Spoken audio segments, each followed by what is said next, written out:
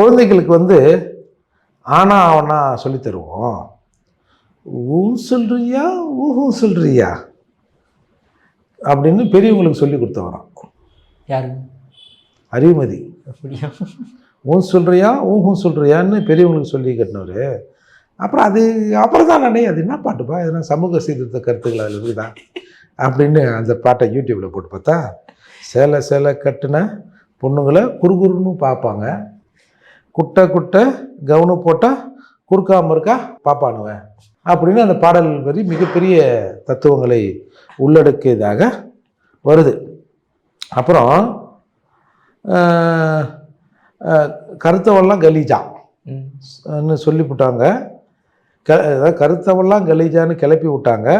அந்த கருத்தை மாற்ற செய்யணும் என செம்மொழியில் உலக தத்துவத்தை சொல்றவர் அறிவுமதி. கலீஜு கருத்தவெல்லாம் கலீஜா, கலீஜா வந்து செம்மொழியில் வருதோ? பாட்டு இருக்கு, பட் அந்த கலீஜுன்றது செம்மொழியோ? இல்லை, சொல்கிறாங்க செம்மொழியில் வந்து உலக தத்துவம் சொன்னவர். அதுக்கு அடுத்து ஒரு பீஸ் இருக்குது பாருங்க, டாடி மம்மி வீட்டில் இல்லை, தடபோட யாரும் இல்லை, டிண்டா.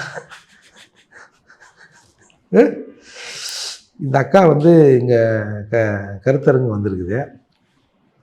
அவங்க வீட்டுக்காரர் எங்கே இருந்தாருன்னு தெரில.